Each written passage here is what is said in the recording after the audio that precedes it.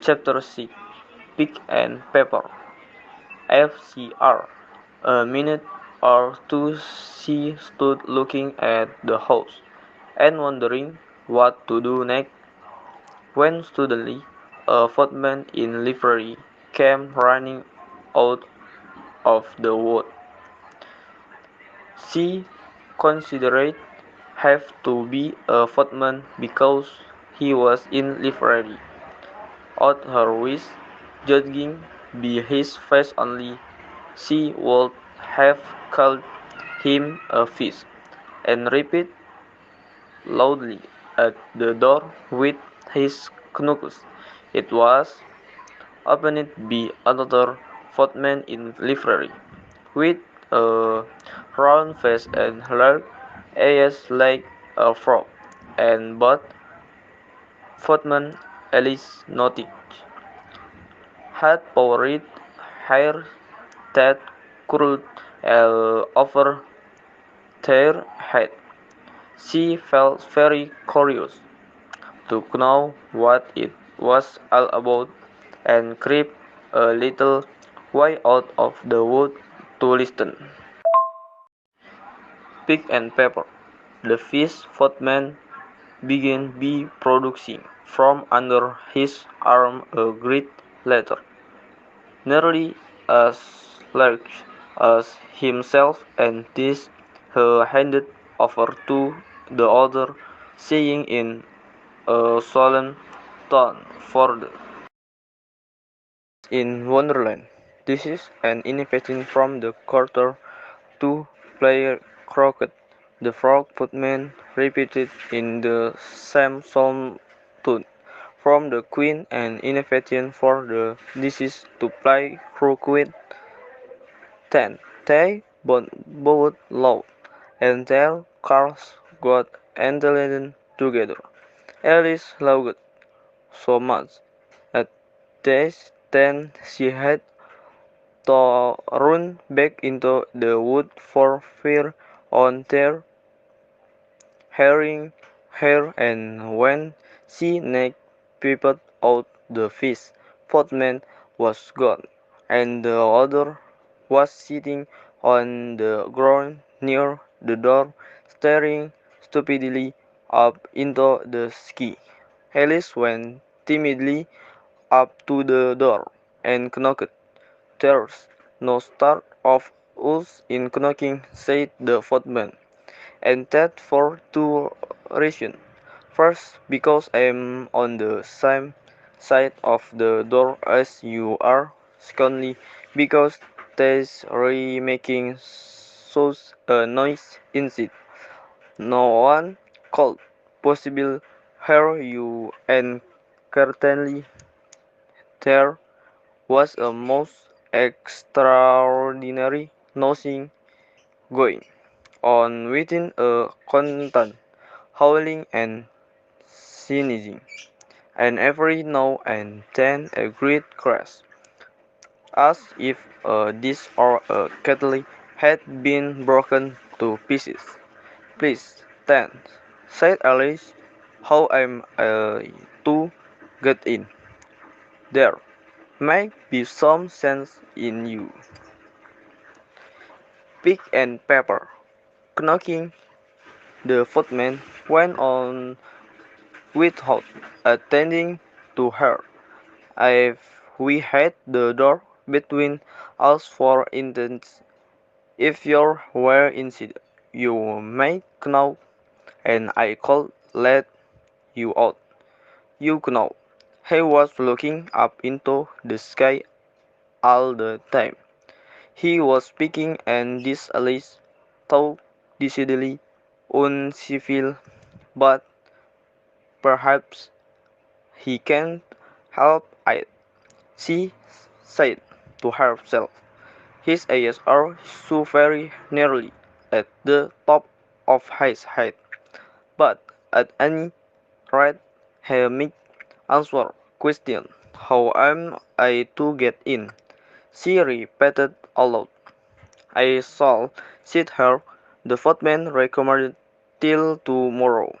At this moment the door of the house opened, and a large pla- came coming out strike, and the footman had his juice grazed his nose and broke to pieces against one of the trees behind him. Or next day, maybe, the footman continued in the same tone, hostility, if nothing had happened. How am I to get in? Alice asked, again in a alarmed tone. Are you to get in at all? Said the footman. That's the first question. You know it was no doubt, only Alice did not like to be told so. It's really dreadful, see. Alice in Wonderland muttered to herself, the way all the green tourists are it's enough to drive on crazy. The footman seemed to think this a good opportunity for repeating his remark.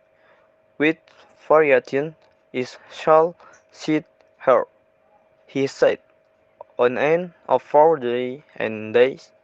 But what am to do? Said Alice. Anything you like, said the footman, and began whistling. Alice desperately. He is perfectly idiotic. And she opened the door and went in. The door led right into a large kitchen, which was full of smoke from one end to the other. The Duchess was sitting on a bare-legged stool in the middle, nourishing a baby. The cook was leaning over the fire, stirring a large cauldron, which seemed to be full of soap. There's certainly too much pepper in the soup, Alice said to herself, as well as she called for sneezing. There was certainly too much of it in the air. Even the Duchess sneezed occasionally, and as for the baby, it was sneezing and howling alternately without a moment's pause. The only two creatures in the kitchen that did no sneezing were the cook and Lark. Pig and Pepper. Catfish was sitting on the hearth and grinning from ear to ear. Please, won't you tell me? Said Alice a little timidly, for she was not quite sure whether it was good manners for her to speak first. Why, your cat green like that? It is a crazy cat, said the disease, and that's why pig. Alice in Wonderland muttered to herself the while the crane tours out. It's enough to drive on crazy. I opportunity for repeating his remark. With variation, I shall see her, he said on end of 4 days and day. But what am to do, said Alice. Anything you like, said the footman, and began whistling. Oh, there is no us in talking to him, said Alice desperately. He's perfectly idiotic. And she opened the door and went in. The door led right into a large kitchen, which was full of smoke from one end to the other. The deceased was sitting on a bare-legged stool in the middle, nourishing a baby. The cook was leaning over the fire, stirring a large cauldron which seemed to be full of soap. "There's certainly too much pepper in that soup," Alice said to herself, as well as she called for seasoning. There was certainly too much of in the air. Even the dust sneezed occasionally and asked for the baby. It was sneezing and howling alternately without a moment's pause. The only two creatures in the kitchen that did not sneeze were the cook and large pig and pepper. Cat, which was sitting on the hearth and grinning from ear to ear. "Please, won't you tell me?" said Alice a little timidly, for she was not quite sure whether it was good manners for her to speak first. Why your cat grins like that?" "It is a Cheshire cat," said the Duchess, "and that's why pig and pepper ink it a violent shake and the end of fairy-line. Speak regularly to your little boy, and beat him when he sneezes. He only does it to Annie, because he knows it throws course in which the cook and the baby joined." "Wow, what?" the Duchess sang the second verse of the song.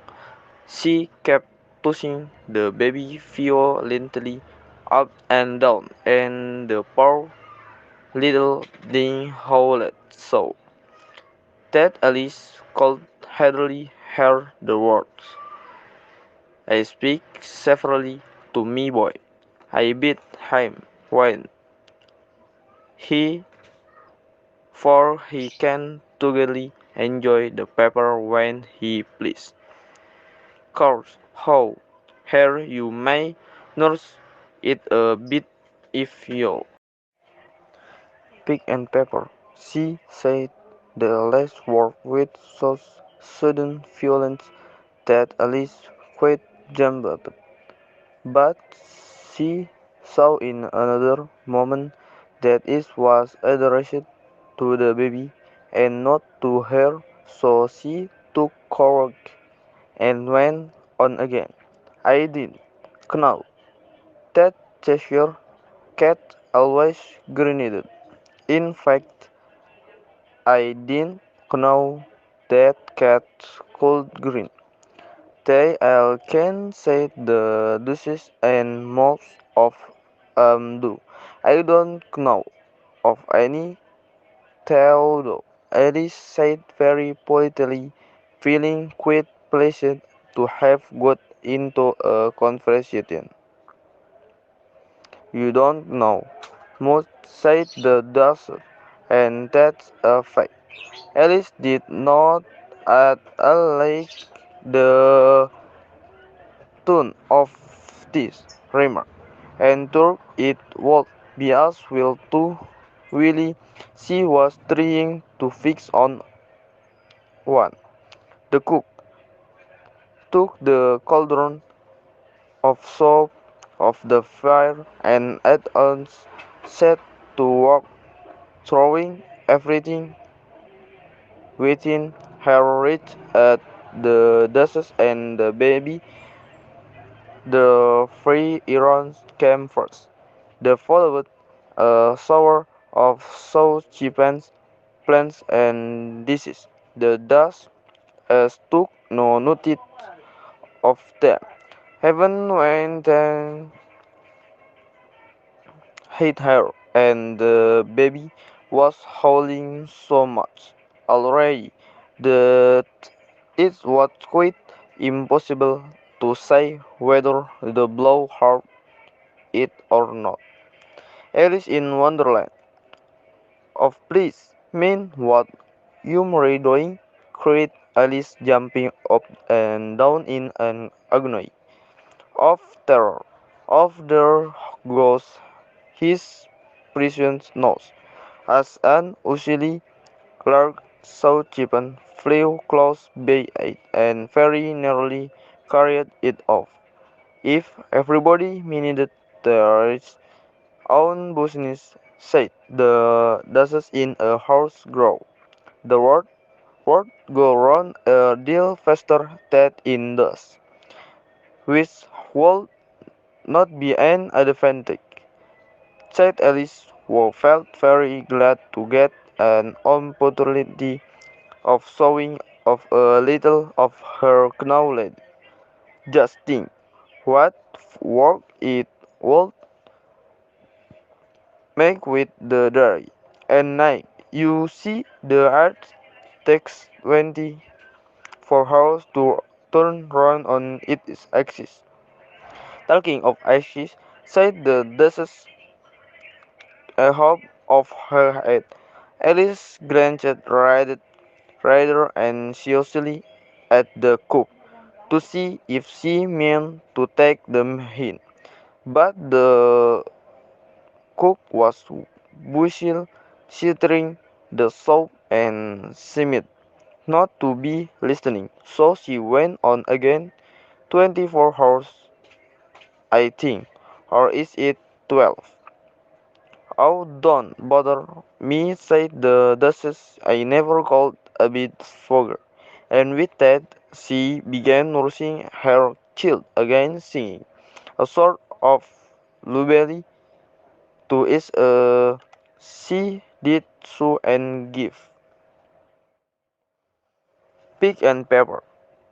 In it a violin shake at the end of fairy line. Speak wrongly to your little boy and beat him when he sins. He only does it too only because he knows it thirsts. Course in which the cook and the baby join. Willie, the Duchess, sang the second fairy of the song. She kept tossing the baby violently up and down, and the poor little thing howled so that Alice could hardly hear the word. Speak severely to me, boy. I beat him when he sins, for he can thoroughly enjoy the pepper when he pleases. Course. Whoa, whoa, whoa. Here, you may nurse it a bit if you. Alice in Wonderland, like said the Duchess to Alice, flighting the baby at her as she spoke. I must go and get ready to play with the Queen, and she hurried out of the room. The cook threw a frying pan after her as she went, but it just missed her.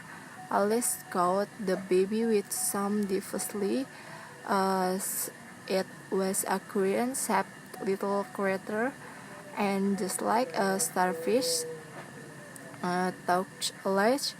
The engine when she chewed it and kept lying itself up and straightening itself out again, so that altogether for the first minute or two it was as much as she could do to hold it.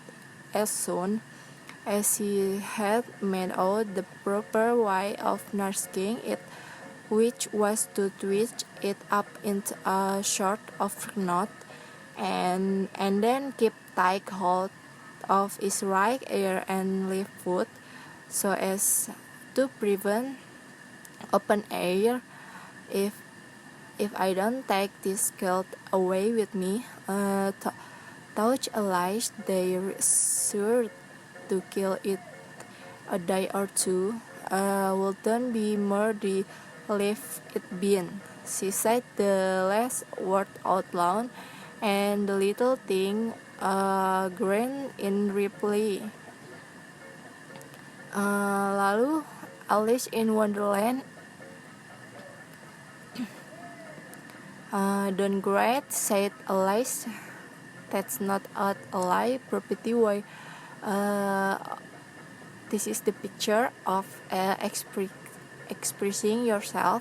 The baby grinned again, and Alice looked very unexcited in its face to see what was the matter with it. The crowd be no doubt that I had a very turned-up nose, much more like a snout than a real nose. Also, its eyes were gleaming extremely small for a baby. So pick and pepper altogether, Alice did not like the look of the things at all, but perhaps it was only soap being. She touched and looked into its eyes again to see if there were any tears. No, there were no tears. If you are going to run into a pig, my dear, said Alice seriously, I have nothing more to do with you. Me and now, the poor little thing sobbed, which again or great. Alice was just beginning to think to herself, now what am to do with this career to when I get it home. When I grinned again so violently that she looked down in its face in some alarm. This time there could be no mistake about it. I was neither more nor less than a pig, and she felt that it was, so she sat the little creature down and felt quite well to see it thrown away quite in the wood. If it had grown up, she said to herself, it would have been differently ugly but chill. But this make rather an handsome pig, I think. And she began thinking over other children she knew who might do very well as pigs, and was just saying to herself, so Alice in Wonderland, if one only knew the right way to change a theme. When she was a little late be seeing the just getting on a bough of a tree 5 yards off. The cat only grinned when it saw Alice. It looked great nature, she thought. Still it had very long chest and a great many teeth to if out be treated with free space. Crazy Spot she began rather timidly, as I did not at all know whatever it was like name.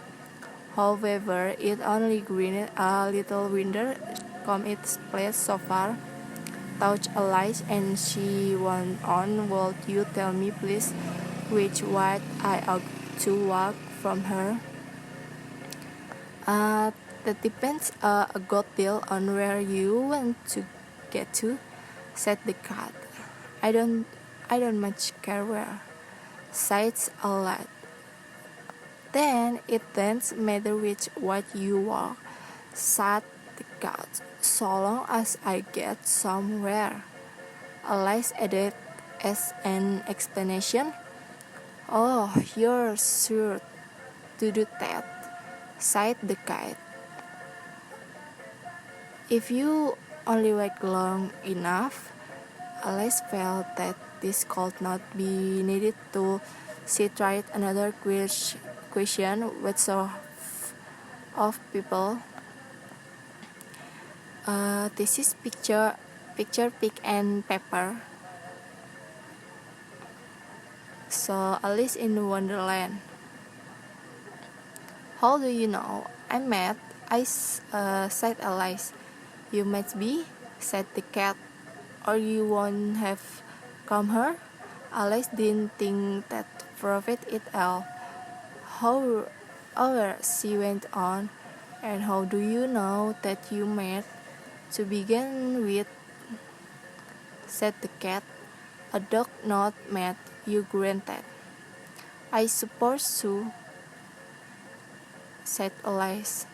Well, then, the cat went on, you see a dog growls when it's angry and wags its tail when it's pleased. Now, when I'm pleased and wag my tail when I'm angry, retriever I'm mad, I call it purring, not growling.